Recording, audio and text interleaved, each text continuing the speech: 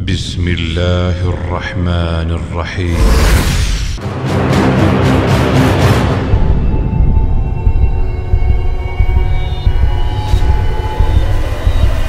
بسم اللہ والحمدللہ والصلاة والسلام علی رسول اللہ اما بعد۔ مرزا صاحب نے ایک حدیث بیان کی ہے ابو داود کی انٹرنیشنل نمبرنگ کے مطابق 730 نمبر حدیث، اور وہ اس کو بیان کرتے وقت کہتے ہیں ذرا ان کے الفاظ پر ذرا غور کر لینا۔ الفاظ پہ ذرا غور کرنا ہے تو آپ علیہ السلام قبلہ رخ کھڑے ہو کر اللہ اکبر کہتے،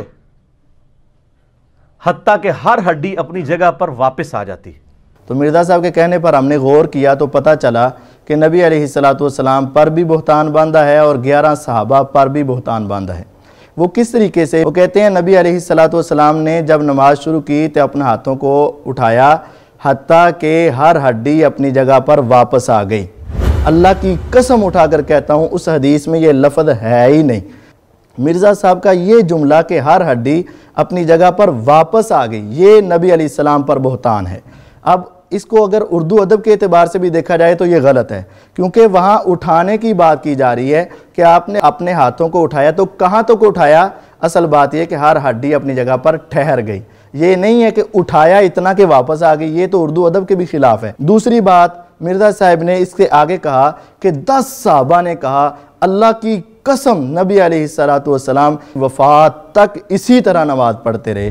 اینڈ پہ ان 10 کے 10 لوگوں نے کہا اللہ کی قسم نبی علیہ السلام اپنی وفات تک اسی طریقے سے نماز پڑھا کرتے تھے۔ یہ بھی نبی علیہ السلام پر جھوٹ ہے۔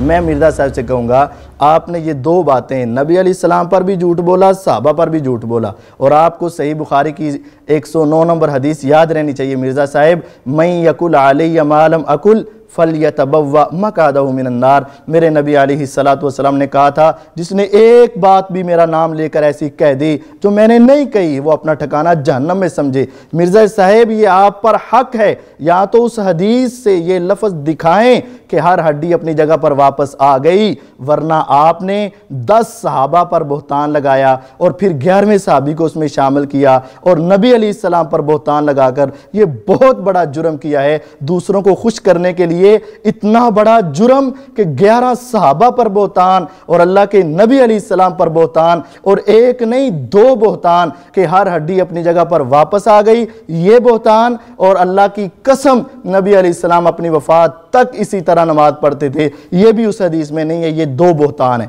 اور اس سے بڑھ کر مرزا صاحب نے کیا کیا؟ اور یہ بات ان لوگوں کے لیے ہے جو مرزا صاحب کی انٹرنیشنل نمبرنگ کے بارے میں بڑے مطمئن ہیں۔ بھائیو یہ انٹرنیشنل نمبرنگ نہیں ہے، یہ انٹرنیشنل خیانت ہے۔ مرزا صاحب نے کتاب کا بھی سکین دیا اور اس کے ترجمے کا بھی سکین دیا، لیکن یہ انٹرنیشنل خیانت اس طریقے سے ہے کہ جس جگہ پر یہ لفظ تھے کہ حتیٰ کہ ہر ہڈی اپنی جگہ پر ٹک جاتی، مرزا صاحب نے ان کے طریقے پر عمل کیا، جو ان کو مطلب کی بات ہوتی وہ بتا دیتے، جو مطلب کی نہ ہوتی اس پر ہاتھ رکھ لیتے، تو اللہ نے ان کے اوپر لعنتیں بھیجی تھیں۔ تو مرزا صاحب چونکہ اس ویڈیو میں ہاتھ تو نہیں رکھ سکتے تھے، مرزا صاحب نے جہاں ہر ہڈی اپنی جگہ پر ٹک جاتی اس کے لفظ کو ہی حذف کر دیا۔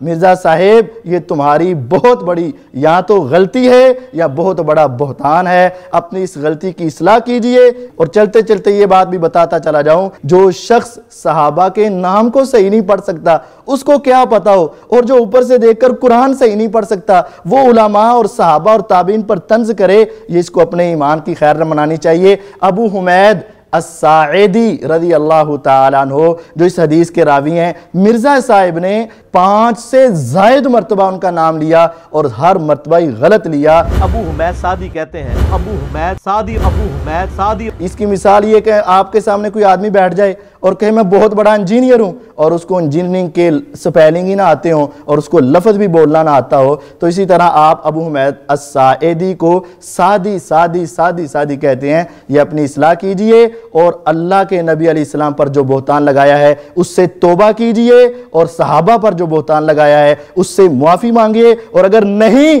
تو اسی طرح آپ اس حدیث کے اندر سے یہ الفاظ دکھا دیں، ہم آپ کی بات ماننے کے لیے تیار ہیں۔